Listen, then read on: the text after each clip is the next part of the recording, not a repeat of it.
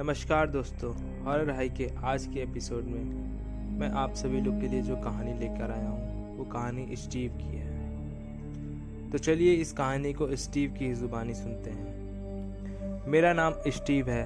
मैं गोवा के शहर में अपने परिवार के साथ रहता हूँ। मारिया मेरी पत्नी, जिससे मेरा लव मैरिज हुआ था।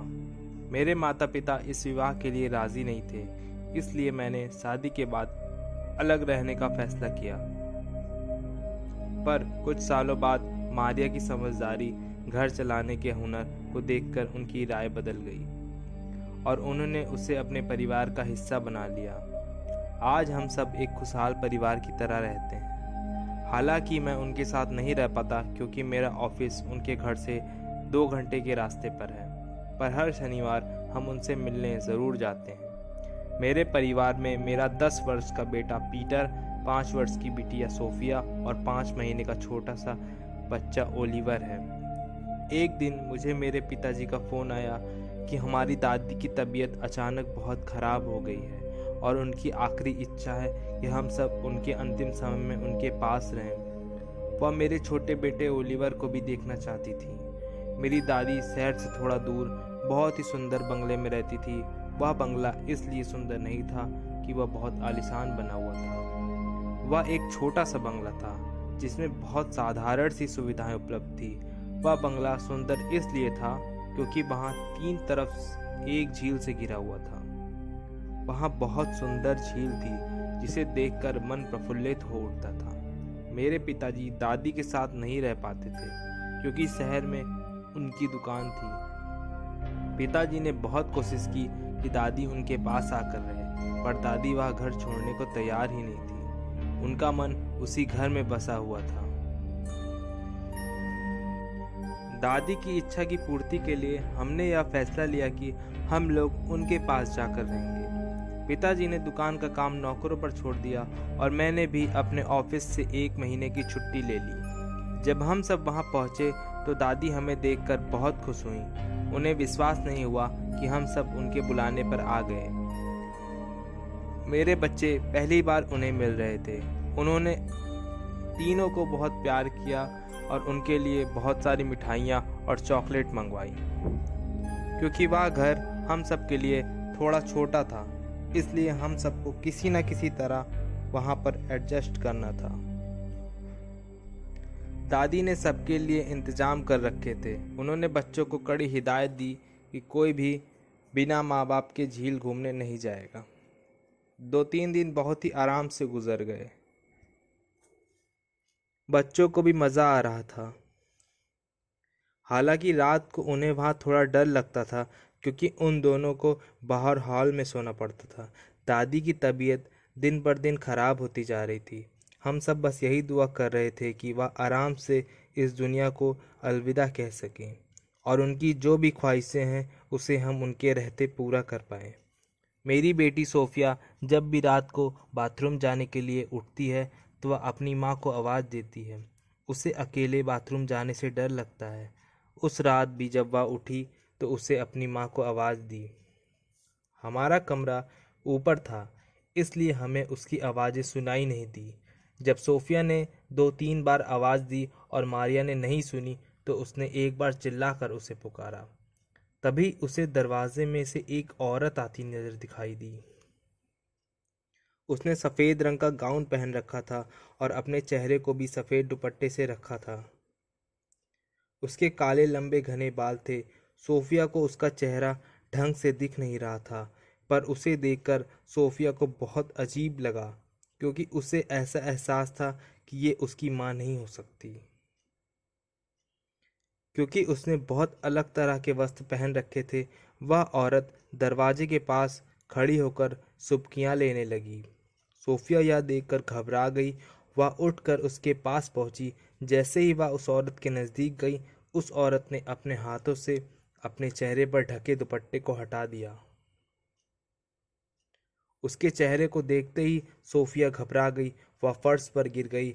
फिर वह भागकर अपने पलंग पर चढ़ गई और अपने आप को चादर से ढक लिया और खूब तेज तेज चिल्लाने लगी।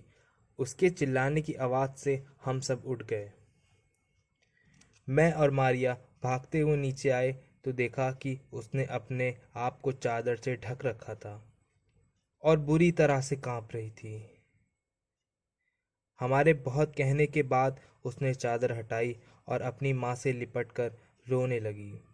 थोड़ी देर बाद जब वह शांत हुई तब हमने उससे पूछा तो उसने सब कुछ हमें बताया। हमने थोड़ा सोचा और उसके बाद हमें ऐसा लगा शायद उसने कोई सपना देखा था। हमने उसे समझा बुझाकर सुला दिया, पर उस दिन के बाद सोफिया हॉल में नहीं सो पाई। वह हमारे साथ ही उस छोटे कमरे में नीचे फर्श पर बिस्तर बनाकर सो जाती थी। अब मेरा बेटा पीटर अकेले ही हॉल में सोने लगा। अंदर से शायद वह भी डरा हुआ था, पर बाहर से वो अपने आप को बहुत बहादुर दिखाता था। जब भी वह रात को सोता था, टेलीविज़न और लाइट ऑन करके सोता।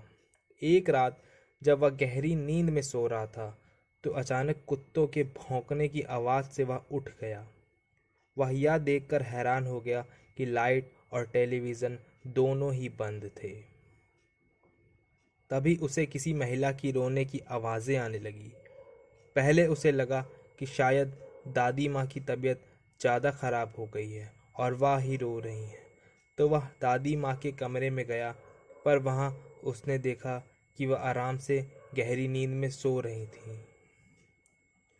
वह वापस हॉल में अपने बिस्तर पर जाकर लेट गया, पर वहाँ पर रोने की आवाज़ तेज़ होती जा रही थी।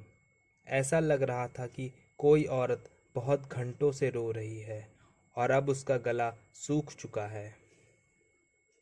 वह हिम्मत करके खिड़की के पास पहुंचा तो उसने महसूस किया कि वह आवाज़ उसके करीब आती जा रही है। वह समझ नहीं पा रहा था कि वह क्या करे। एक तरफ वह अंदर ही अंदर डर रहा था और डर के मारे कांप रहा था, और दूसरी तरफ वह अपनी बहादुर लड़के की छवि को भी खराब नहीं करना चाहता था। वह नहीं चाहता था कि कोई भी उसे डरपोक बुलाए। उसने सोचा कि उसे खिड़की से बाहर झांक कर देखना चाहिए, शायद कोई महिला सच में तकलीफ में हो। जैसे ही उसने खिड़की खोली, उसे उस महिला की आवाज़ें आने लगीं। वह महिला रो रो कर बोल रही थी, मेरे बच्चों को बचाओ, मेरे बच्चों को बचाओ। पीटर को लगा शायद उस महिला के बच्चे मुसीबत में हैं, इसलिए वह रो रो कर मदद मांग रही है। पीटर ने पूरी खिड़की खोल जैसे ही अपना मुंह खिड़की से बाहर निकाला तो वह महिला उसके सामने आकर खड़ी हो गई। उसके भयानक स्वरूप को देखकर पीटर पूरी तरह डर गया और डर के मारे कांपने लगा। तभी उस महिला के अजीब से कंकाल समान दिखने वाले हाथों ने पीटर के हाथ को कसकर जकड़ लिया। अब पीटर के पसीने छूट गए। वह कांपते हुए जोर से चीखा। उसके चीखते ही उस औरत रूपी चुड़ैल की पकड़ कमजोर हो गई और पीटर ने उससे झटके से अपना हाथ छुड़ा लिया और सरपट दौड़कर हमारे कमरे में आ गया। उसने आकर जोर से मुझे हिलाया। मैं घबरा कर उठा तो वह इतनी बुरी तरह काँप रहा था कि उससे बोला ही नहीं जा रहा था। वह हाँफते हुए नीचे की तरफ इशारा कर रहा था। तब तक मारिया भी उठ चुकी थी। हम दोनों उसे लेकर नीचे पहुंचे, पर वहां कुछ भी नहीं था। पीटर अब थोड़ा डरा डरा सा रहने लगा। वह अकेले भी घर में जाने से डरता था। बच्चों की ऐसी हालत देख के मैं और मारिया थोड़ा परेशान हो गए। हमने अपने माता पिता को सब कुछ बताया। मेरे माता पिता भी थोड़ा परेशान हुए, पर हम यह बात दादी को नहीं बता सकते थे। उनके इस अंतिम समय में हम सब उन्हें छोड़कर नहीं जा सकते थे, इसलिए हमने फैसला किया कि अब सब बच्चे हमारे ही कमरे में सोएंगे। एक दिन मेरी पत्नी मारिया ने हमारे बेटे ओलिवर को पालने में खिड़की के पास लेटा रखा था। वह कमरे में कुछ काम कर रही थी। मैं नीचे हॉल में कुछ काम कर रहा था कि अचानक मुझे किसी महिला के रोने की आवाज़ सुनाई पड़ी। मैं उठकर किचन की तरफ गया तो वह आवाज़ और तेज़ हो गई। मैंने मारिया को आवाज़ लगाई। मारिया दौड़कर मेरे पास आई। मैंने उससे वह आवाज़ सुनने को कहा। उसने जब ध्यान से सुना तो उसे भी किसी महिला के रोने की आवाज़ें आ रही थी, पर अब वह आवाज़ हमसे दूर होती प्रतीत हो रही थी और धीरे धीरे वह आवाज़ आनी बंद हो गई। तभी अचानक हमें अपने छोटे बेटे ओलिवर के बहुत तेज़ रोने की आवाज़ें सुनाई दी। हम दौड़कर उसकी तरफ भागे। जैसे ही कमरे का दरवाज़ा खोला तो सामने का दृश्य देख हमारा कलेजा मुंह को आ गया। हमारे बेटे के पालने के नज़दीक एक परछाई दिखाई पड़ी। उस परछाई ने सफ़ेद रंग का गाउन पहन रखा था और उसका चेहरा भी सफ़ेद रंग के दुपट्टे से ढका हुआ था। उसने जैसे ही ओलिवर को उठाने के लिए हाथ बढ़ाया, मारिया चीख पड़ी और भागकर उसने ओलिवर को अपनी गोद में उठा लिया। बिजली से भी तेज रफ्तार से वह परछाई खिड़की से बाहर निकल गई। मैंने भागकर खिड़की बंद कर दी और हम दोनों छोटे ओलिवर को चुप कराने लगे। अब यह बात साफ हो चुकी थी कि उस घर में किसी न किसी परछाई का साया था और जो कुछ भी सोफिया और पीटर ने हमें बताया वह सच था। हम सब बड़े लोग हॉल में इकट्ठा होकर इस बात पर चर्चा कर रहे थे, पर पीटर और सोफिया इतना डर गए थे कि डर के मारे वह एक कोने में बैठे हुए थे। वह शायद अतीत में हुए अपने अनुभव को याद करके डर रहे थे। तभी मेरी माँ ने बताया कि मेरे बचपन में जब वह इस मकान में रहते थे तब उनको भी ऐसा ही कुछ अनुभव हुआ था। उस समय ला लोराना के किस्से बहुत प्रचलित थे। वह एक औरत की ऐसी परछाई थी जो केवल बच्चों को उठाकर लेकर जाती थी। यदि कोई बच्चा उसके रोने की आवाज़ सुनकर उसकी तरफ बढ़ता था तो वह उस बच्चे को वहां से गायब कर देती थी। मेरे पिता के अनुसार अब एक ही रास्ता बचा था। हमें किसी ऐसे इंसान को बुलाना था जो ऐसी आत्माओं को कैद करने की शक्ति रखता हो। मेरी माँ की सहेली के एक ऐसे अघोरी बाबा को जानती थी जिनके पास ऐसी असाधारण शक्तियाँ थीं। उन्होंने उसे हमारे घर पर बुला लिया।